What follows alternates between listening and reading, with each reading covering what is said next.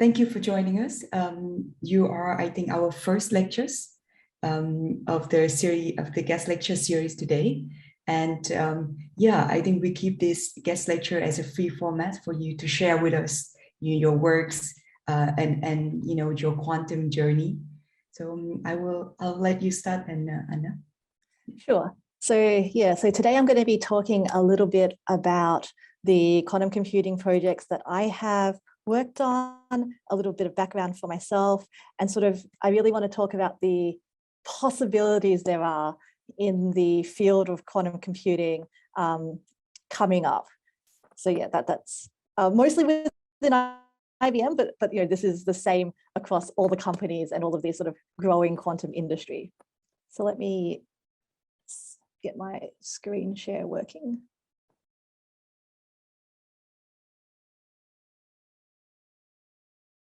Okay, so I actually really like this this title in terms of quantum computing and opening new possibilities, because usually when people think about quantum computing and opening new possibilities, people usually tend to think about opening new new computing possibilities. But of course, once you have opened up a new type of computing, you've also opened up the new possibilities of job prospects or new algorithms or new software or new hardware. And that alongside of it is a whole new set of possibilities about things you can learn about, things you can go and do, things you can get paid to do in the future, things you can go research. So it's opening new possibilities is so, there's just so many possibilities. I'm going to try to stop saying that. But yeah, that's why it's so exciting. It's not only the fact that quantum computing is a completely new paradigm compared to classical computing, but the fact that this new type of computing is now becoming a reality, and we can see in the future larger and larger quantum computers where they can be, the goal is to reach that quantum advantage or quantum supremacy in the future, and what that means in terms of the growing quantum computing industry around it as well. So a little bit about me. So there's my Twitter if you want to follow, as well as my LinkedIn. So my parents are from Vietnam. They migrated separately to Australia in the 70s, and they met in Perth. Perth was a very small town at the time, and the Vietnamese community was even smaller there. So that's where I was born as well. And then my family moved to Melbourne because of my dad's job. And then that's where I did most of my primary school and high school. And there's a very large Vietnamese community in Melbourne and Victoria. I had to go to Vietnamese classes on Sunday mornings for almost 10 or so years. And I'm actually really sad to tell you that my Vietnamese is really bad because I only ever use it with my parents. So I don't know how to talk to somebody sort of like on the same level as me, or someone who's like younger than me. And I only know words to do with like, do your homework, or get, it's dinner time, or like clean the house. So yeah, that's sort of my background. And so yeah, more technically, I did a double degree for my undergrad in software engineering and physics. The physics because I was really interested in the science, and the engineering because there's jobs in engineering and you have to do something that has like a obvious job and career goal compared to sort of doing a physics degree. But then I did a PhD in experimental particle physics. So this is what I thought was a beautiful combination of the software engineering and physics, because I got to use all of the programming I learned in my software engineering degree to try to find new physics. So that's what experimental particle physics is all about. It's about trying to find, to understand particle physics better from the standard model that we already know, or try to find new particles. So that's sort of what I did. I worked on an experiment called Atlas at the Large Hadron Collider, which is over in Geneva in Switzerland. So I spent half of my PhD actually based over in Geneva, which was lots of fun because I knew a little bit of French from high school. So it was really interesting to practice my French. And actually, while I was there, I found a really nice Vietnamese grocery shop where I could go and buy my noodles and my herbs. But it was really interesting because like I learned that my French and my Vietnamese are almost as bad as each other. So it turned out that their English, the people who were running the store, was better than my French or Vietnamese. So we actually ended up talking in English, even though they were Vietnamese people, which was very embarrassing for me, I felt. But it was good that I could find the food there.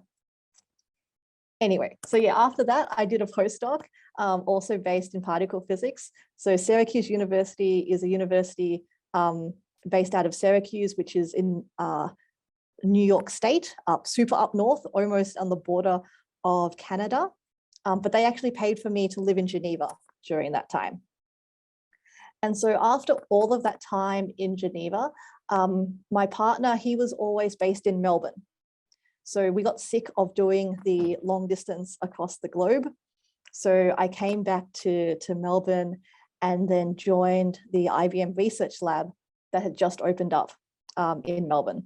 And so there, instead of doing sort of software engineering and data science and machine learning to try to find new physics, I did machine learning, data science, type things for more business, real world problems, looking at personal financial modeling or understanding the impact of hail on crops and insurance, building out bushfire risk modeling and understanding sort of evacuation planning around bushfire risks. So very, very problems which are very related to the Australian landscape, where there is a lot of hail and there's bushfire season every year, which affects different communities depending on where they set up and what the conditions are like that year. But then in 2016, when IBM put their first quantum computing chip on the cloud, I was really excited to hear about it, and I wanted to see if I could contribute to that area of research and outreach, because I got a little bit sick of doing that. I wanted to go back to sort of the physics base that I had. And so I'm going to talk a little bit about some of the projects I've done over the past few years. So I just noticed that my computer's not charging. So I'm just going to make sure that I'm connected right now.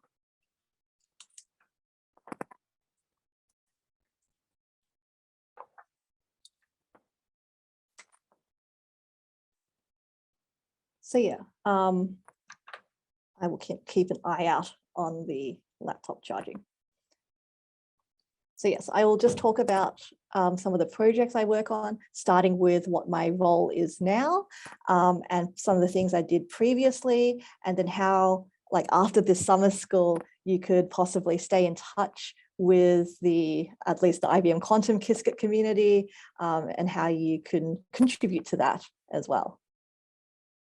So yeah, this is not official, but this is sort of how I see the IBM quantum computing program. There's obviously the hardware component, so the people involved in building the quantum chips themselves and all of the amazing engineering, involved around creating the qubits, talking to the qubits, all of the infrastructure needed to get the chips in the lab behind me working. So for example, like those chips run in these dilution refrigerators at almost 0 temperatures. So that's pretty cool.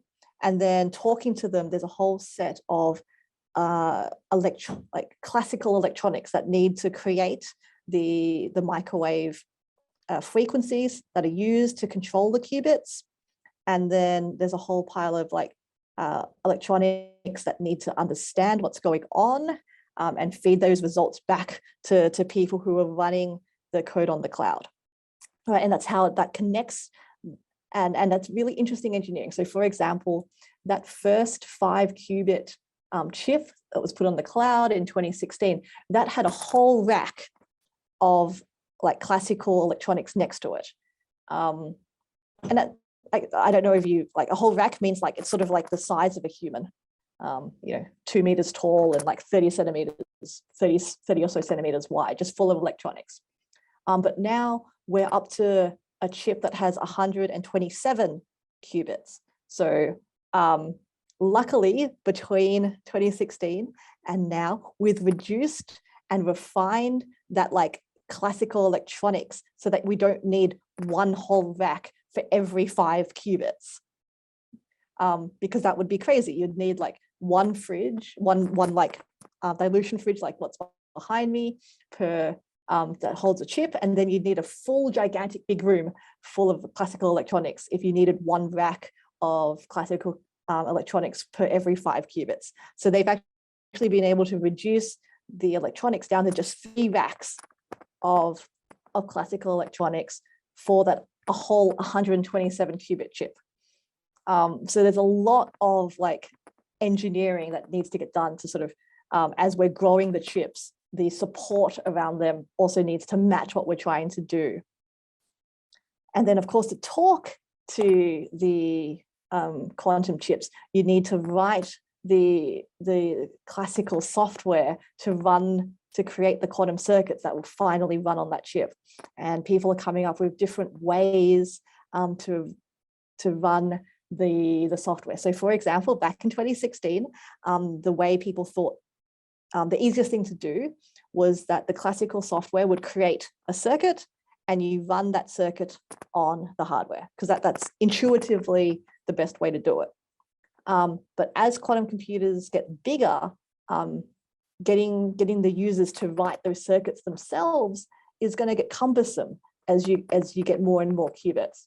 And you also don't take advantage then of some error mitigation protocols or improvement of that circuit that like you can run in sort of a middle layer. So that's really what's happening now. We're writing sort of that middle layer between the circuits that run on a quantum chip and the sort of the algorithm on the top. So as we're moving forward, if you stay in the field, you'll see that interface between the end level user and what actually is being run in the quantum computer, that will get more and more abstracted away, just like in the time of classical computers, where at the start in classical computers, it was all about manipulating those ones and zeros. But now when you write a bit of Tran code, you're not telling it, I want this 1 to move over there and I want this 0 to turn into a 1 if something does. Like you're writing for if, you're writing if statements, you're giving it data and literally telling it to run a neural network over it. So we're getting to that abstraction, hopefully, in the quantum computing software. And then alongside that software, we're really trying to build an ecosystem of users so that not only are there going to be quantum physicists using the quantum computers, but a wider variety of people who can use this really, really exciting new hardware. And then of course, what is software even useful for if you don't have good quantum computing apps and applications on top of that? So that's sort of like my view of the program. And so, here is one of these lovely models of a quantum computer. You can see inside what one of those fridges look like. The chip itself is on the bottom. Quantum technology is so super exciting, but really, like one company or even one country can't do everything. And so IBM has a worldwide network of partners called the IBM Quantum Network, where the goal, which has a threefold mission.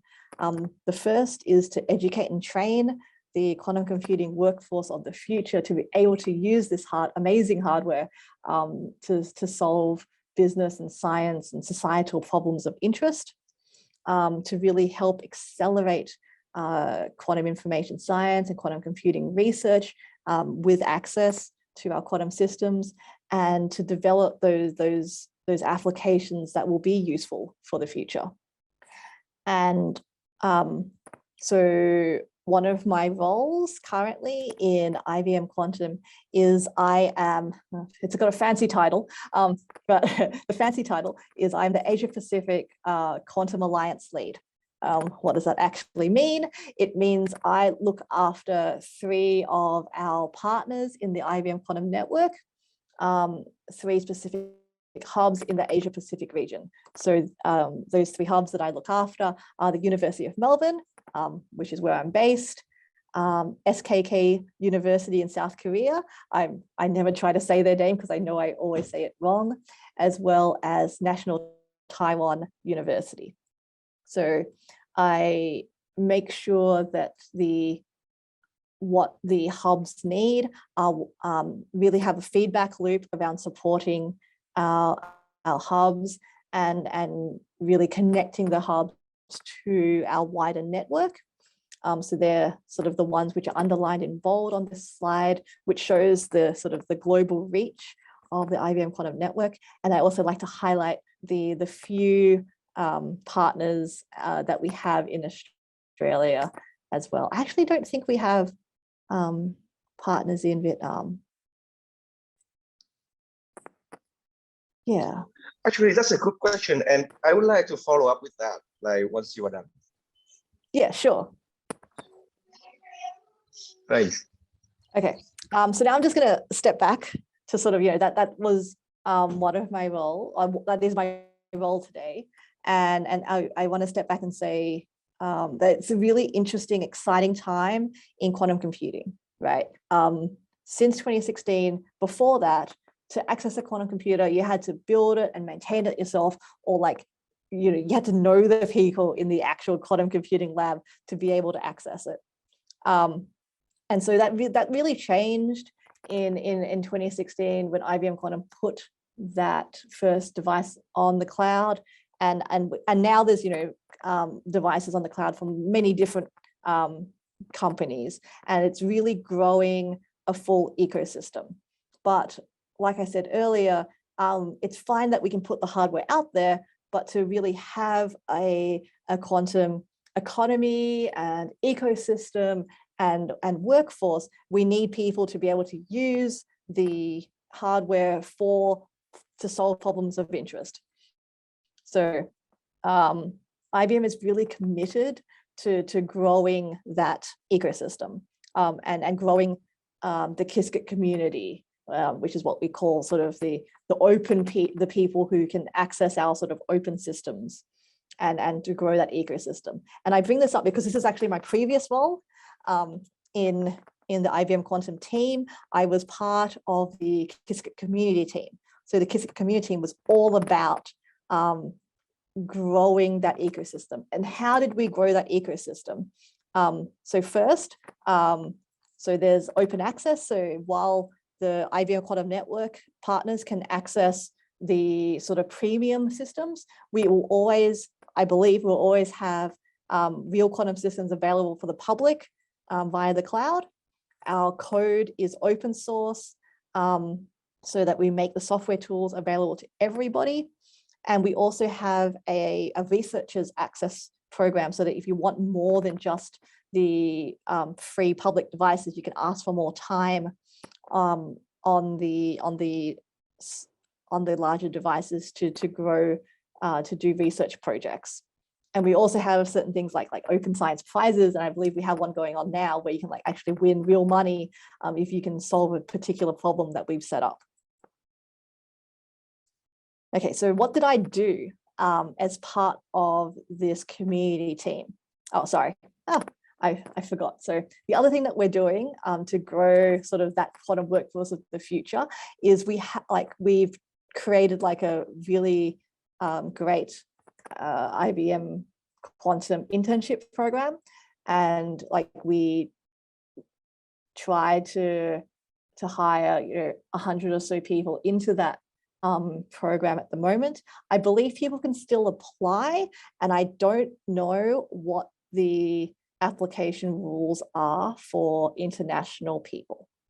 So if you do ask me, I really don't know. And I know it's a bit complicated depending on what country you're in as well. So I'm just putting it out there, but it is something that IBM is doing. But obviously IBM is a US-based company, and most of the internship opportunities are in the US.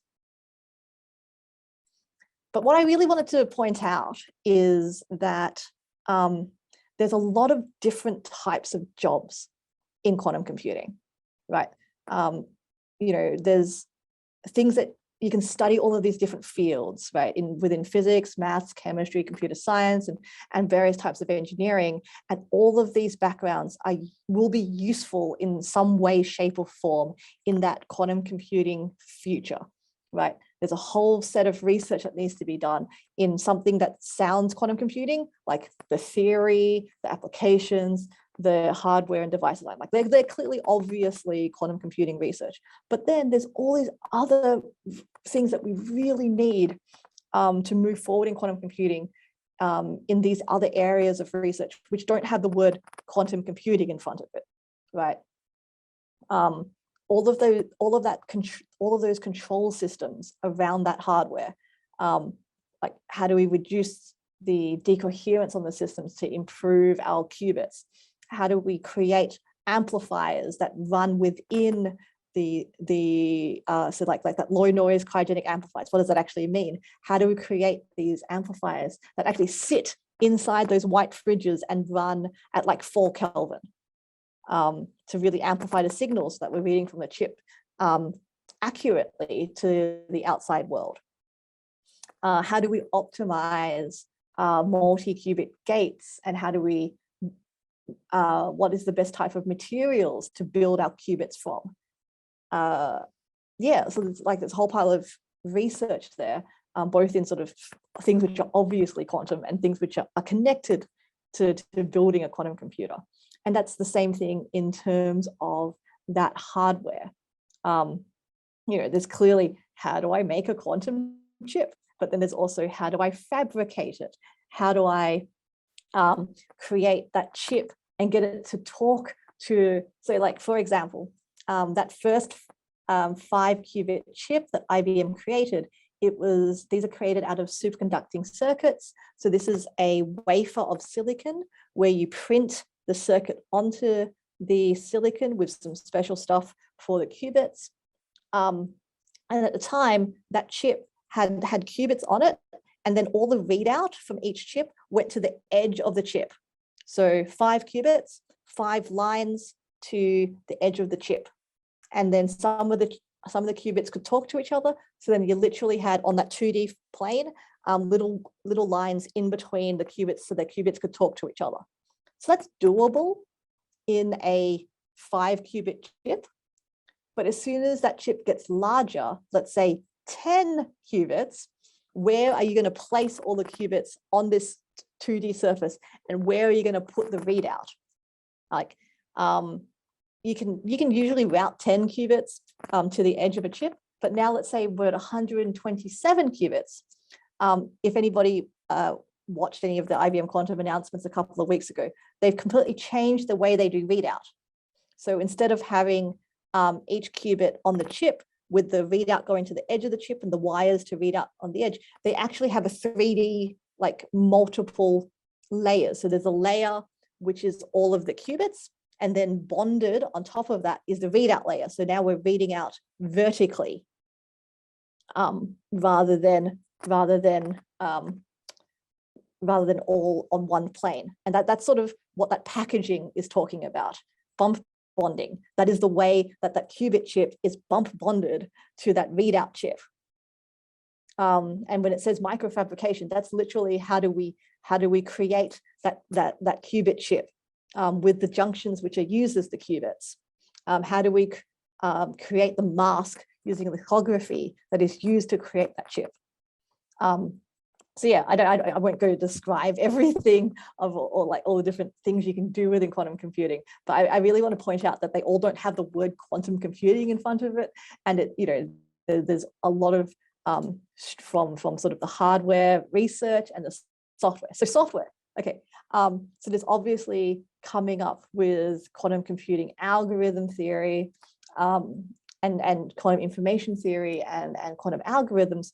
But as we are actually building these chips, there's a whole stack of classical computing on top of it. How do people best send a quantum program to a quantum chip? So there's all of these interesting problems that need to get solved there. What is the best way to connect whatever your end application to that circuit that you ultimately want to run? What is the best way to design that so a user can easily use it?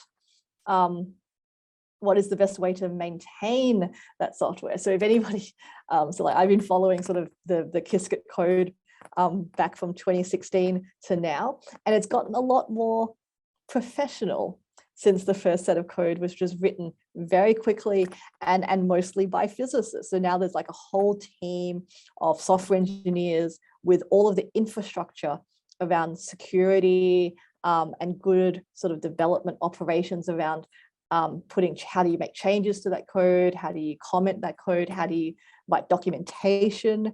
We still need to get a lot better at writing the documentation about how do you use Qiskit, but like there's so much work that needs to happen there in the plumbing, not the literal plumbing, the software plumbing of how do you run an algorithm, an application on a quantum computer. Just like these days, when you're programming your laptop or a classical computing program, what you're running, if you go and do IT at a bank, you're not writing like code all day, right? There's a lot of like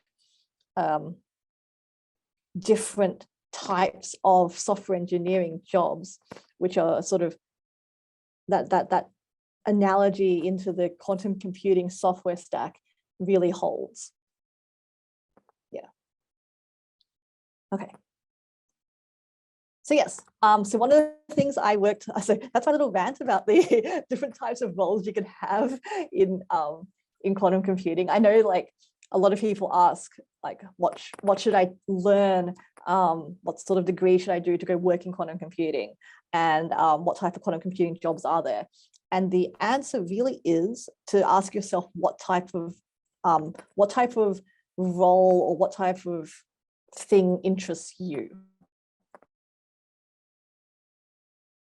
So for example, I really don't like hard. I feel like as soon as I walk into one of these like fancy labs, I will trip over and like break everything. So, this is why in physics, I didn't do any like experimental physics because labs, like physical labs, really scare me. So I stuck to the software side of it. And really now looking at the software stack, I'm like most of my research so far and work has been around quantum machine learning because it's an interesting field. It connects to my my background in software engineering. It's also really buzzwordy, so it's really exciting. But yeah, that's sort of where that's sort of like my view on sort of where I sit in this world. I don't do theory because like I did physics. I've done those equations and like I find it very difficult to go from a set of equations to trying to figure out what the best algorithm is. But like that's also important to learn how to program a quantum computer. And even in a lot of these quantum machine learning algorithms, they're very mathematical. So yes, one of the projects I worked on as part of the Qiskit community team earlier this year was helping to set up and run our Qiskit Global Summer School. So this year and last year, we ran a 2-week summer school, which people could register from all around the world. I don't know if any of the participants today were part of the summer school, but I do know we had, actually, I think it might be on the next slide, sorry.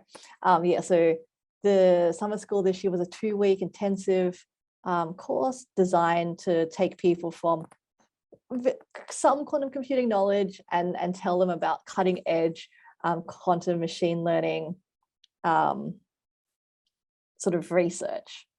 And it was really exciting to try and build material that went from nothing to how do you understand a cutting edge quantum machine learning paper. And it was a really hard problem to sort of do that. So we had 5,000 registered students. We had more than 100 people, mentors who helped us answer questions and help the students with the lab exercises. And now all of the content can be found on the Qiskit textbook at like qiskit.org there on the slide there. So we had 5,000 students register, and we actually had over 100 countries represented, with almost 2,000 students from sort of the Asia Pacific regions. And you can see sort of the split between like 30% of people had no prior experience in Qiskit. Most were active university or high school students, but some people were even industry students, industry professionals interested in learning about quantum machine learning. And actually, we used a Discord server to support the summer school. And there was actually a Discord server for people who spoke Vietnamese. It was fairly quiet though. So at least I know there were at least some people there who could communicate in the language. So yeah, so something else that I worked on was the IBM Quantum Challenge that just ran at the end of October to November. So what is an IBM Quantum Challenge? It's an online competitive coding challenge. And the idea is to, anybody could register as long as you had an account on the IBM Quantum systems. So this was open to everybody.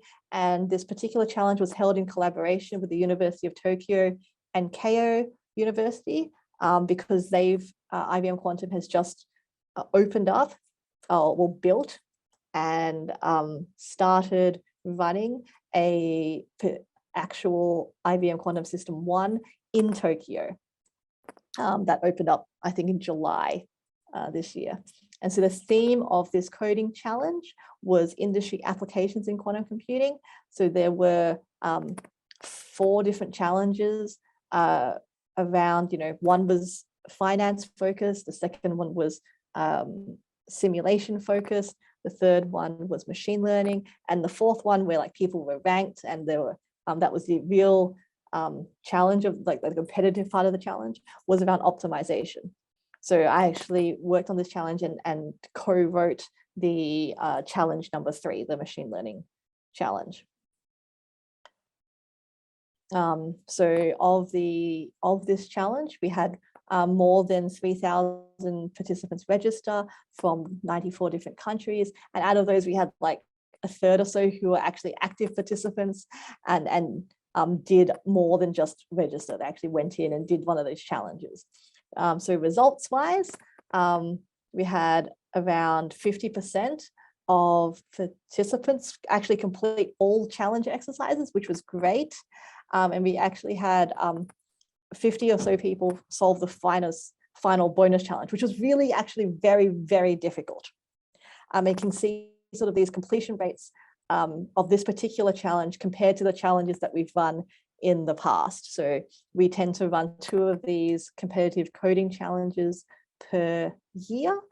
And it's a lot of fun, but it's a really hectic 2 weeks with all of these people logging on to the system, downloading these exercises, and then trying to run them, trying to solve them. And in the end, I think we had we chose the top 10 people. Do I have the link to it? Oh, and that we actually linked their solutions to a GitHub repository, so other people who participate in the challenge could look at those exercises. So their solutions. Okay, so the last bit of the talk I'm going to talk about our Qiskit Advocate program, which is how you can sort of get more involved in the Qiskit community than just sort of only doing the summer schools or only doing the challenges. So the Qiskit Advocate program is a global program that provides support to individuals who actively contribute to the Qiskit community. So the way that we have, I think we have advocate applications opening once a year.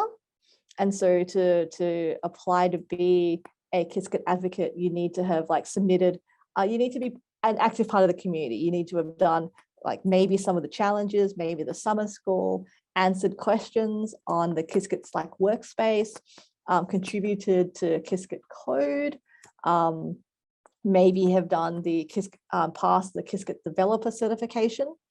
But once you are a Qiskit advocate, we provide these types of programs, events where you can attend like global hackathons, or you can mentor people in like local hackathons. There's regular information sessions to talk about what you're doing in quantum computing and get feedback. And then we've also created this mentorship program where people who are Qiskit advocates can work on 3-month-long projects with people in IBM Quantum or with other Qiskits, with other Qiskit advocates. So we've just finished a Qiskit advocate mentorship program. So I mentored 2 Qiskit advocates, and they helped me write. So one of the projects I'm finishing up at the moment is actually writing part of the Qiskit textbook for quantum machine learning.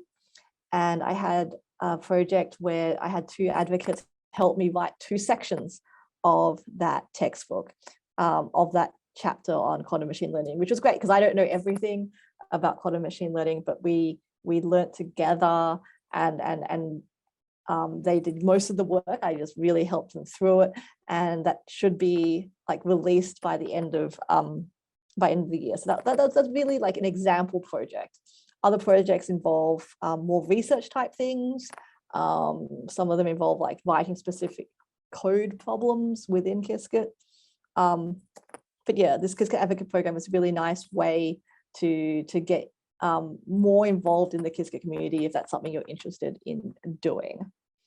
And so yeah, how to stay connected if you're interested in sort of being part of the Qiskit community. We have a Slack workspace. Everything here you can find on qiskit.org. There's a YouTube, there's a textbook, there's the events that I spoke about. You can apply to become an intern or Qiskit advocate. Yeah, so that's sort of all I had to say, and I really wanted to open the space for questions in the remaining time that we have left.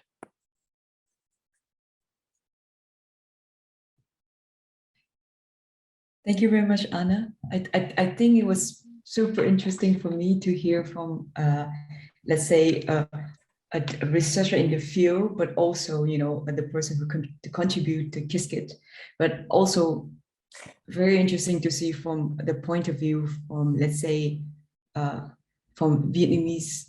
I don't know if, let's say, it was quite interesting to see your experience, but also your career decisions, your switch, you know, also personal reason why, let's say, you don't like hardware, you're actually scared of hardware. But I think all of this, we can all relate it, right, in the audience. But I would like to spend this time for questions. And I know that during your talk, we have one questions in the audience that one topic we want to discuss. So I would. Yeah, Anna, first of all, thank you very much for the very nice talk, and there's a lot of information, and it's great yes, to learn. I can share my slides so that you can have them as well. Actually, can you hear me? I am like double. Yes, I can hear you. Okay, cool. Yeah, so actually my question related to the thing to your question that you had in your talk is like, can we do something to the people in Vietnam? Like, for example, okay, I should introduce myself a little bit. My name is Hưng, and like we kind of do this school together with Rossies and other people. And so I'm a researcher at Vietnam National University.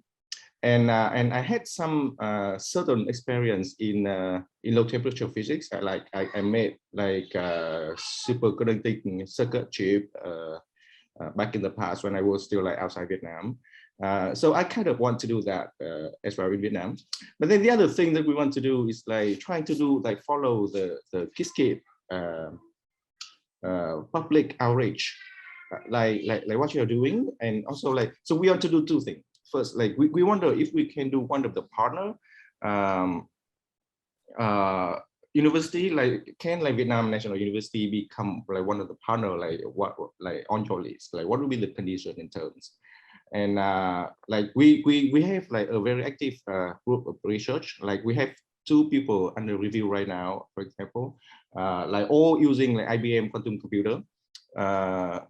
And so yeah, so we are really like wanted to join the action here. And then second, of course, we want to do like we have some students that like took part in the IBM Europe. Oh yeah, I saw. Yes, yeah, yeah. no, I saw. Yeah. Yeah. So we went to the final round, but then we didn't make it to the list, to the top list. And then we are also thinking of joining the upcoming IBM Open Science Prize. Like nice. we're gonna open like Jakarta and stuff like that. Yeah, so we already have some people who register for that. But like we wonder if we can do something more, like something more coherent, something more like collective, so that we can, like, you know, yeah. So that'll be, those are two of my questions. Yeah. So let me. Why don't we follow up on the question of National Vietnam, did I say it the wrong way around? National Vietnam University, or the Vietnam National University. Vietnam National University being part of the network on a separate conversation, because that's a more complicated answer. But I think in terms of being part of the community and being involved, that's a much easier, like you obviously already are, right? Well, I want to jump in a little bit. Like one of my students applied for the IBM internship, and then he failed because of the country thing. Yeah, I know. Yeah. So yeah.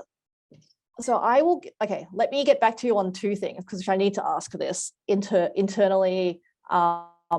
If they, because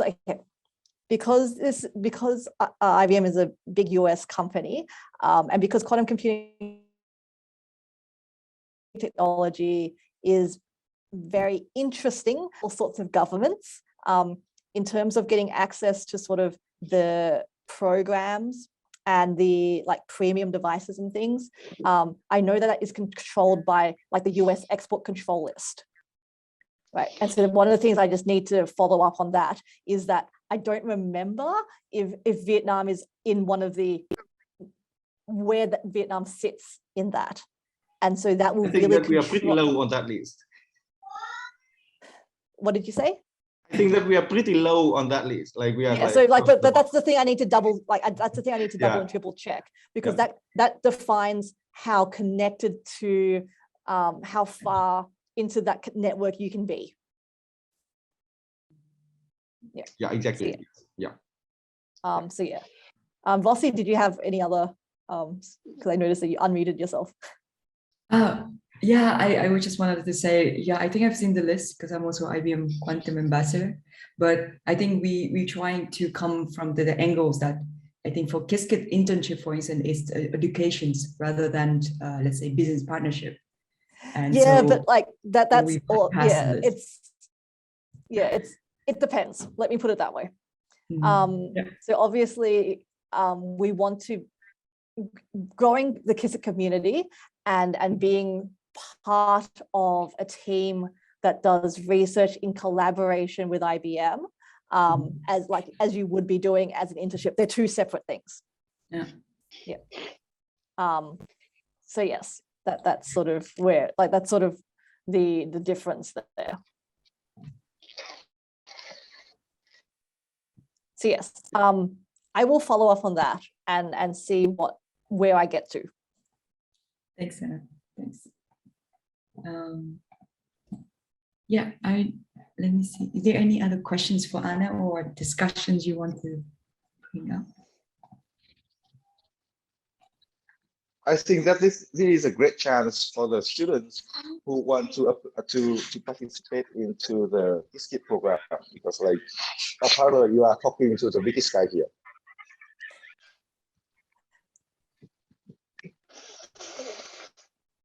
So I have one question.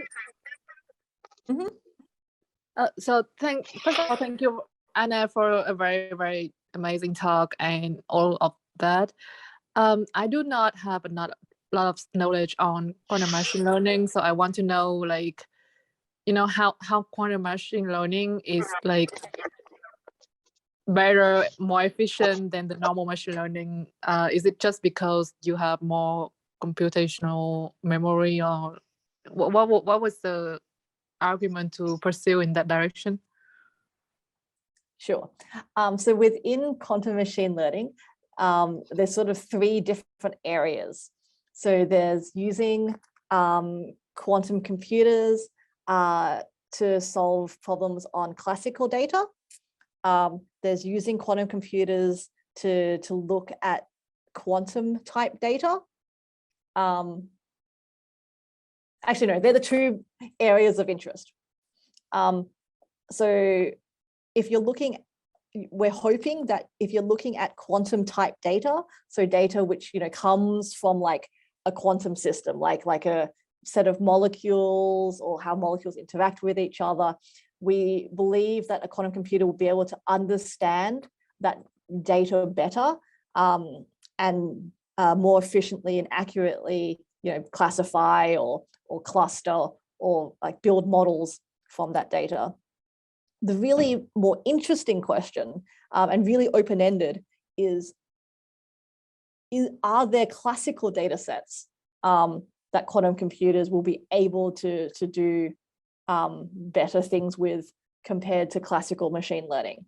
Like, so people have come up with these quantum computing machine learning algorithms, and that really is an open question as to if, when, where these quantum machine learning algorithms would be better than a classical machine learning algorithm. What's the phase space where that is? What's the data set? What particular type of problems they are?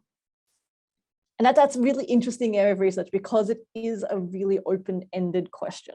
Like, people are still coming up with those algorithms, and then people are asking, you know, but here's a classical machine learning algorithm that can do that better, or like here's, it's a real interesting backwards and forwards and field. And do you have like an example in your knowledge or experience that one quantum machine learning algorithm that, let's say, overperform a machine learning algorithm? Yeah, so you can so like you can manufacture and create data sets that quantum machine learning algorithms will do better than a classical machine learning algorithm, but it's an artificial, like, non-real world data set in a lot of the examples. So like if you look at the Qiskit, some of the Qiskit tutorials, there's one particular data set in the tutorials which is made from, like, it's an artificial data set which is made using like a couple of qubits, and that data set is beautifully classified by quantum computer, and it's actually really, really hard to classify it using a classical machine learning algorithms unless you go into something more complicated, but it is so artificial. So yeah, the real research is in trying to figure out, okay, we can do this on artificial fake quantum-ish data sets. What is a real problem? What's a real world data set that we can use it for? Interesting to know that was actually a synthetic data that we're working with. But okay, nice, thanks. I think.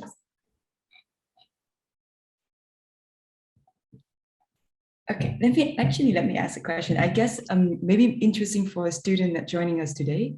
In terms of like skill set, you know, if we want to become IBM quantum developers or researcher, what are these skill set that you think is the most important or useful for that? Sure. So I think these days, because IBM Quantum has put so much out there in terms of the open source.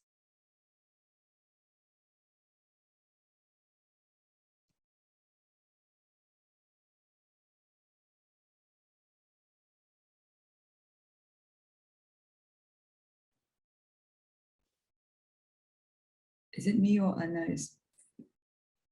No, I cannot hear her either. I think she got cut off. Oh no. Okay, let me check. I'll give Anna a few minutes. Yeah, Anna's still here. I cannot hear her either.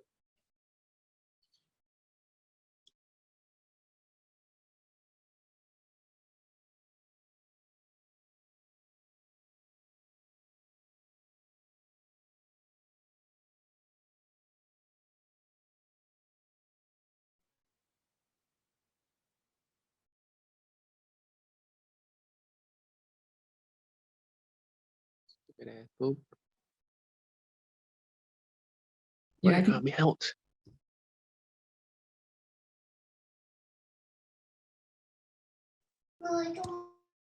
we give Anna a few minutes, probably she's logging in again.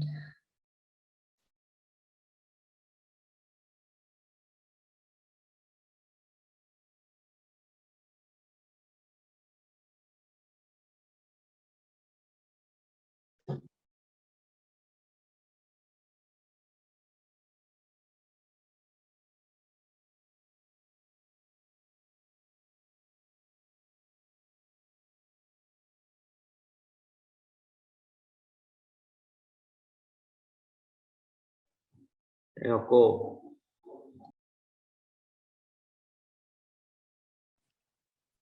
Hình như là cái bạn speaker đang bị lock out một tí, mọi người chờ một chút nhé. Mọi người có câu hỏi gì cho Anna thì có thể đánh vào phần chat đấy, nếu mà mọi người không muốn trực tiếp nào.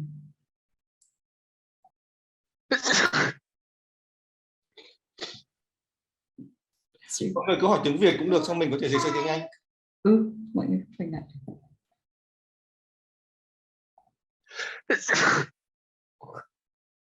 Bless you.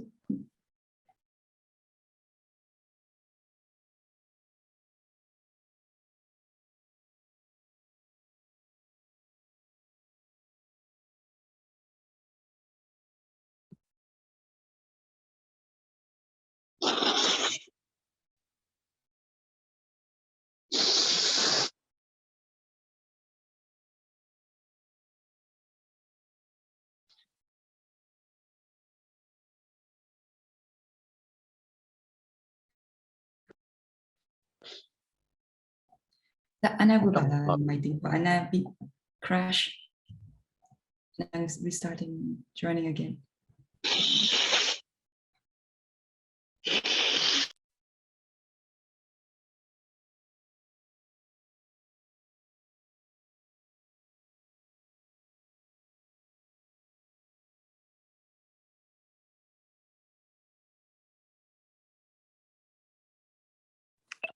Em thấy cái talk này rất là hay, cái talk của chị Anna rất là hay, nhưng mà em chẳng biết gì về quantum machine learning cả.